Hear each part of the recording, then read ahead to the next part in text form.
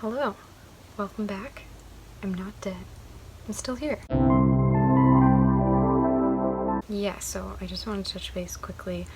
I had originally planned a video kind of going over the Reading Rush challenge that I did this month, and I'd been vlogging and recording all sorts of content for that, and then things in my life went kind of sideways, and I never got a chance to actually edit that all and put it out, and I feel like now it's just way too late after the challenge to do that. But we're here, we're getting our shit back together, we're gonna start trying to update my blog and keep up with this again. So, July was a month. Yeah, that's how I feel about that. We read 7 books this month. Here's what happened. Okay. Let's just get into it. Then we'll sort through that when we get there. Okay. The very first book that I read this month is called We Are the Ants by Sean David Hutchinson. I can't remember characters' names from a month ago. Who do you think I am? So, Henry Denton has been told that there's basically, ever since he was a kid, he's been kidnapped by these aliens. And this time, they've told him that there's 144 days until the world is ending, and he can push a button and save everyone, or he can let them all die. And he is grappling with the death of his boyfriend, and he's trying to wrap his head around whether or not the world is really something worth saving. I wrote a review on Goodreads for this, which I will link in the description below. I gave it 4 stars. I really loved the characters in this story, and I think the emotional arc that Henry takes throughout the book is really interesting, especially the characters that come into Henry's life and they interact with him, particularly Diego, I think is a very fascinating and an interesting character. The quote that I kind of put in my review is, "You remember the past, live in the present, and write the future." It's a really beautiful look at heartbreak and grief and the way that we find our way back to the present. I think there's also some really important lessons around the way that Henry grieves and him trying to process his grief and recognize his own pain, because I think he's lived in a world where his mom is really struggling, his dad left when he was young, brother and him have a kind of a rocky relationship, so I think he's always taken his pain and weighed it against the pain that other people in his life is feeling, and this is the first time that he's kind of like had to look inwards on himself, and characters like Diego really force him to take the time to do that. I really hope his name is Diego. I'm so bad with characters' names. I need to start making notes throughout the month so that I remember when I come back to do these. Maddie from the future here. I totally realized when I was talking about We Are the Ants, I forgot to mention that there is suicide in that book, so that is a trigger warning to anyone out there. If you want to read that book, just keep that in mind. This is a book that does a really, really good job with trauma. There's a lot of YA books that use trauma and they're just like, this is a thing, we're just gonna make it popular and fun and not actually like process what that does to a person. And this book does a really, really good job. I said in my review, there's definitely, if I had read this book at a different point in my life, I would have been a sobbing disaster. But I'm a little bit more emotionally healthy now, so it still hit home, but not quite in the same way. After I finished that book, I read Autobiography by Christina Lauren, and this book follows Tanner Scott, who's a bisexual teenager, and his family relocates to a new town in California, and this is a town that is primarily Mormon, and his mother has a history where she has left the Mormon church. He joins a class with his friend Autumn, and essentially what they're supposed to do is write a book in a semester, and Tanner's like, writing is easy, and clearly he has not tried to write a book before. But as the description says, as it turns out, Tanner's only partly right. 4 months is a long time. After all, it takes only 1 second for him to notice Sebastian Brother, the Mormon prodigy who sold his own seminar novel the year before and who now mentors the class. And it takes less than a month for Tanner to fall completely in love with him.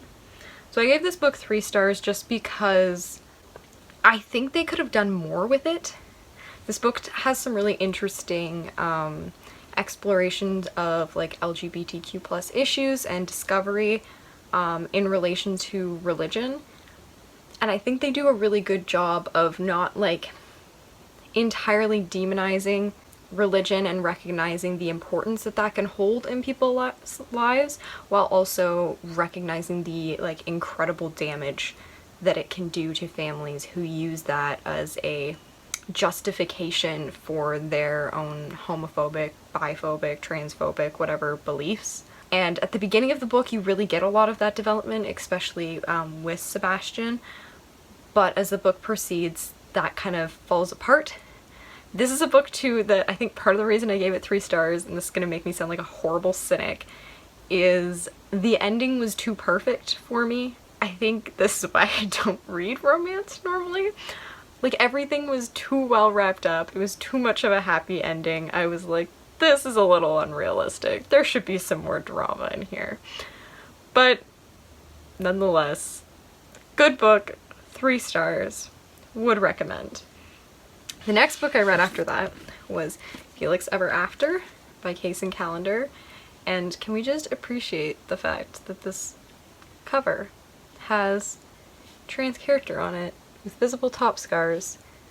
Because yes, representation matters. This is an Own Voices novel, which just means that it is also written by a trans person of color. So it's, I don't want to say based on their own experiences, but it is inspired by the experiences of the author. Case and Callender is an author who uses they, them pronouns, and I think it's also really important to consider gender diversity, not only in the characters that you're reading in the books, but in the authors that you're reading them. I think it's extremely important to have own voices authors, because obviously those people are going to be able to understand and relate to that experience in a way that someone who doesn't have that experience wouldn't be able to. So this book, obviously, follows Felix, and I have to apologize because I realized I said he was demisexual in a different book. That's not right. There is a different term that's used that's very similar to that, and I got confused, so I'm sorry, but this book taught me what a demi-boy is. So, reading is educational. This is why it's important to read. But this book follows Felix Love, who is black, queer, and transgender, and he secretly fears that he's one marginalization too many for someone to ever love him, because despite his name, he has never been in love. So it's very much a story of self-acceptance, but there's also an element of mystery to it, as well as major transphobia, so that's just a content warning for you right off the bat, because an anonymous student starts sending him these transphobic messages, as well as he shows up at school one day and there are pictures of him pre-transition with his dead name. So that could be really difficult for someone to read, so that's just something to keep in mind. One thing I do love about this novel is the fact that while people in the novel dead name Felix, the novel never dead names him. So it'll just be like, so-and-so is talking, and then it'll just say dead name. It won't actually put the dead name in, which I think is extremely important. Another thing that I really love about this novel is there is a major exploration of transphobia within the LGBTQ+ community, which I think is extremely important to keep in mind, that it's like, just because you're inclusive of one group of people doesn't mean that you're inclusive of another group of people. And it also takes a really important look at intersectionality. Like I mentioned before, Felix feels like because he is queer, as well as being trans, as well as being black, that he's almost like one marginalization too many. I realized I said that already, but it talks a lot about the way that all of those different identities interact within Felix's life, which is extremely important when you're looking at issues, because the marginalization that a black trans person is going to face is going to be completely different from the marginalization that a white trans person is going to face. So it's really important to consider all the different ways that our identities interact with one another to make up the way that we experience the world. It's a really good book. It's a really beautiful love story. There were times I wanted to punch characters in the face for being transphobic assholes, so be prepared for that. But overall, it is a lovely book. I would definitely recommend. I believe I gave it 3 out of 5 stars just because the writing style was... okay, I gave it 4 out of 5 stars. That seems right. The writing style just wasn't my favorite, but it was still a really enjoyable read. I think I finished it in like 2 days. So, after this, we get to the reading rush, which is a week-long readathon, if you haven't heard of it. And this is where I just become a disaster. So the very first book that I decided to do for the readathon was for the category a book that starts with the. So I read the Dakota Winters, which follows the Winters family, in particular Anton Winter, whose father, Buddy, was a talk show host, but quit after having a very public breakdown, and they live in the Dakota building in New York, which is unfortunately most well known for the building that John Lennon and Yoko Ono lived in, and John Lennon was assassinated outside of the front of that building. I gave this book 3 stars because the ending gets a little bit rushed, and I think there could be some more exploration of the relationship between Anton and his father, and the way that his father kind of like uses him as a stepping stone to get to fame, and Anton feels like he doesn't have his own life because he has to follow in the footsteps of his father. But the one thing that I do love about this book is if you are a fan of that period of time, I think we're like 1980s in New York. Yeah, it's 1979. So going through like the early 80s, late 70s, there's all sorts of references to things that were happening in New York, famous people that were around at that time. They talk a lot about Buddy's talk show and people that he had on the show. So if you're like a big media, literary, just general history buff, this would definitely be a really enjoyable book just because the author, Tom Barbash, definitely took the time to do his research. So 3 stars for that book. The next book that I read, the Reading Rush Challenge, was Solitaire. This was for a book that takes place on a different continent because Alice Oseman, who I talk about obsessively on this channel, thanks to Paperback Dreams, is British, so this book takes place in the UK. I still do not understand how their education system works, but I'm working on it. So this is her very first novel, and I gave it 3 stars, which I have to say broke my heart a little bit because I think I've given everything else I've ever read by her 5 stars. I have issues with the way this book ends, but I'm not going to get into that because that's a spoiler. So this book follows Tori Spring. If you have read the Heartstopper comics, that is Charlie's older sister. This book takes place after the comics, even though that webcomic isn't finished yet, but I'm going to say after. And it basically follows her as she encounters this online blog called Solitaire, which is basically pranking the school. Through that, she meets Michael Holden and ends up befriending him, and through this, she is also dealing with and struggling with depression, which she is very unaware of. I love Tori as a character. I love Charlie so much, though. I'm so happy anytime him and Nick show up in this book. Reading this book, having read the Heartstopper comics, was extremely stressful because you know things about characters from the comics, and you're just sitting there and you're like, I understand what's happening right now, why does no one else get it? But yes, I would definitely recommend this. Obviously, there is major trigger warnings for depression, but there is also depictions of and conversations about suicide, suicidal ideation, and eating disorders. So please keep that in mind if you want to read this book. As usual, Alice Oseman does a brilliant job with her characters, and they really come to life and they come off the page.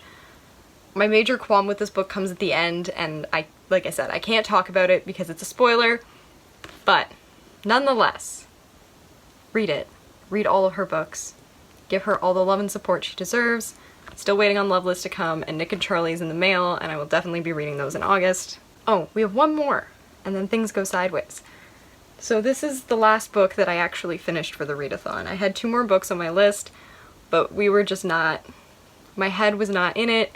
We were not having a good time, so I just had to like take a step back from everything after I finished this book, and I never finished the last 2 books that were on my list for the readathon, which is a little disappointing, but I'll try to get to them at some point. The last book I read for the readathon was All the Bright Places, and the challenge for this one was a book that you have seen the movie but not read the book.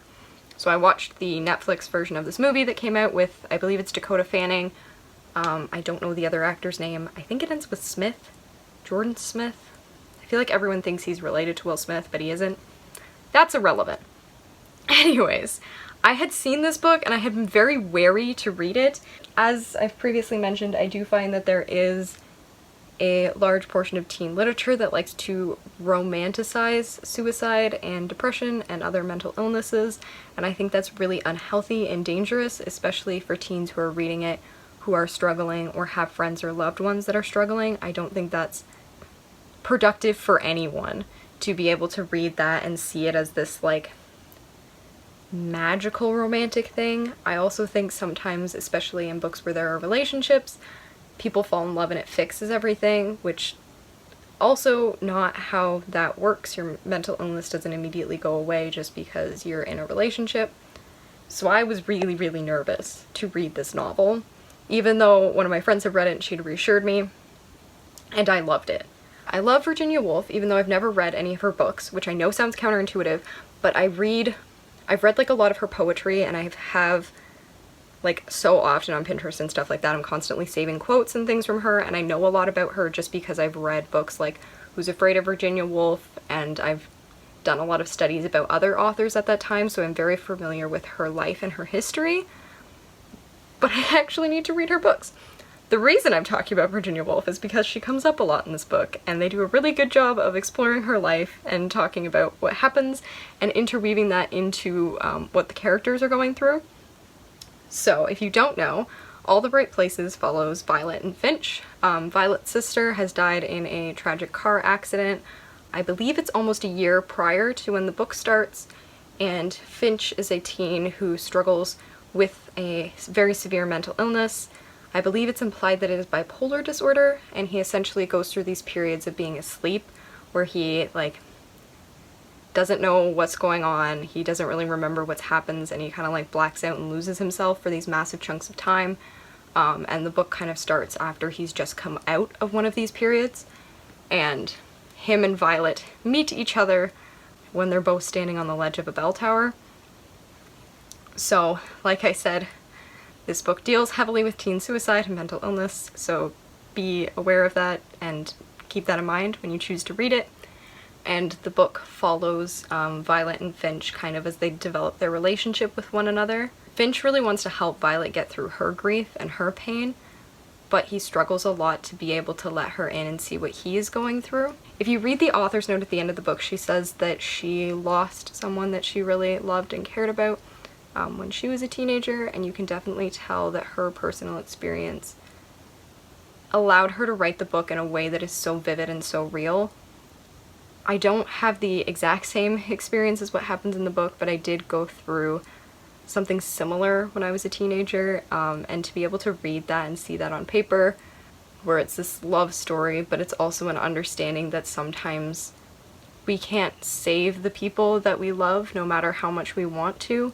And I think the book does a beautiful job of like towing the line between the two, as well as doing a great exploration of the way that mental illness is treated related to, I guess, like more physical illnesses or loss in different ways. So the way that the grief around her sister is treated compared to some of the other issues that happen in the book. I loved it. It was a really, really good book.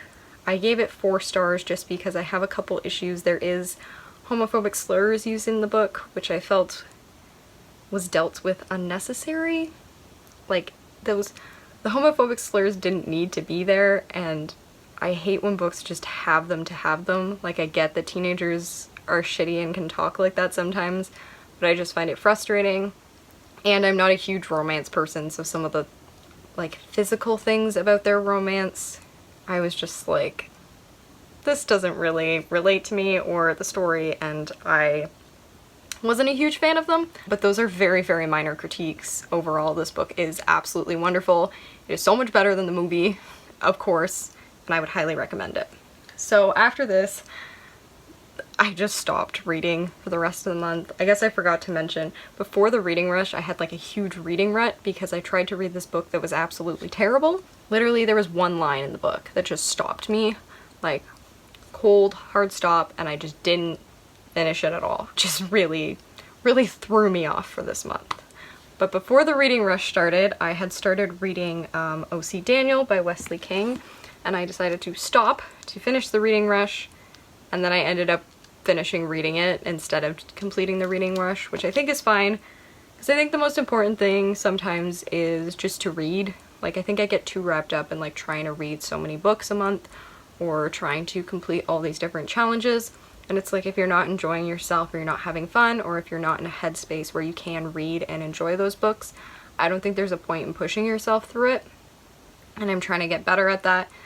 I think another thing too that doesn't get talked about a lot is there's like a pressure to read literary books, which I think sometimes like YA novels and romance novels and things like that kind of get pushed into like the, I hate this phrase, but like not real literature. Like, you should be reading the classics and you should be reading thrillers and all these different books. And I think honestly at the end of the day, just read. Because there's so many good books, and I've read like YA novels that have like absolutely changed my life, and I've read classics that I never want to pick up again in my life. So I don't think you should be like comparing different types of literature, and I don't think you should be comparing what you read to other people. Just read, enjoy yourself. It's something I'm working on, so we can all work on it together. But anyways, this was the last book I read this month. This is a junior fiction novel. It's by a Canadian author, Represent, and it follows a boy named Daniel who is struggling with OCD from the title, but he doesn't really know what's going on with him. He kind of describes these things as his zaps. So he's trying to wrap his head around that and control that. At the same time, he meets Sarah, who she says that she is a star child just like him, and they embark on this mystery of figuring out what happened to her father. I think it's a great book. The characters are very well written. They do a great job with Daniel as well. Daniel's also writing this novel, and the parallels between the novel that Daniel is writing and the book that Daniel exists in is really interesting, and the way that they kind of deal with the things that he's grappling with that way is really important. Mental illness in junior fiction novels I think is even rarer to come across. I feel like it's almost become like a commodity some way in like teen novels, which I keep coming back to that this video because I have issues with that. But I think this portrayal is so honest and so important, because I think for people with mental illness, you spend so much of your life being like, not feeling crazy, I guess in some way feeling crazy, but there's all these feelings that you have inside you and you don't know what they are and you can't understand them, and having someone being able to put a name to that and being able to understand that there are other people around you that feel what you're feeling is an incredibly validating experience. And I think for people like Daniel, or like the author himself when he was growing up, having books like this is incredibly important, so people can see themselves represented in literature and maybe be able to find some answers for themselves. I think that's something else that Hazen Callender talks about in the author's notes of Felix Ever After, is that I think it was when he said he was watching Degrassi, there was a character in it that helped him recognize his own trans identity, and his goal for that book is to be able to make that kind of difference for at least one other person. And I think that's a really important thing with reading, is for a lot of people who read, probably not everyone, but I think people go through phases where they ingest a lot of like media and literature because they want to be seen, and that's why it's so important to have representation, but not just any kind of representation, to have real constructive representation of diversity within literature, so that people can start to accept and come to terms with themselves, and so they can see themselves portrayed in a way and realize, hey, I'm not alone, this is something that we all go through. So that's what I've read for July. I would have loved to read more, but like I said, my personal life just was all over the place this month, so we're gonna have to be okay with, I think it was 7 books I read. I probably said 8 at some point. 7. I've read 2 books in August already, so that's a start. I have 2 books coming in the mail, which I'm really excited about. They're like Nick and Charlie by Alice Oseman and Loveless. I can't wait for Loveless to come. I'm so excited for it. But if you have any recommendations or any thoughts on any of the books in this video, please feel free to link it below. I'm going to be posting something on my blog shortly, kind of addressing my absence and also looking at what my plan is going to be moving forward. I'm still trying to figure out how I'm going to work with this channel moving forward, because I'm going to be heading back to school soon. My hope is to still try and make content once a week. I'm going to try and force myself to stick to that no matter what else is going on in my life. because I think it's really good. Sometimes you just need that little push to keep doing the things that you love, and I really love getting to talk about books on here, even if there's only one or no people listening to it. So that's everything for this month. Thanks for watching my video. Please subscribe, follow me. I will add my Instagram, Goodreads, my blog, all of that good stuff down in the description if you'd like to give me a follow there. All the support is always appreciated and welcome, and I will talk to you guys next week.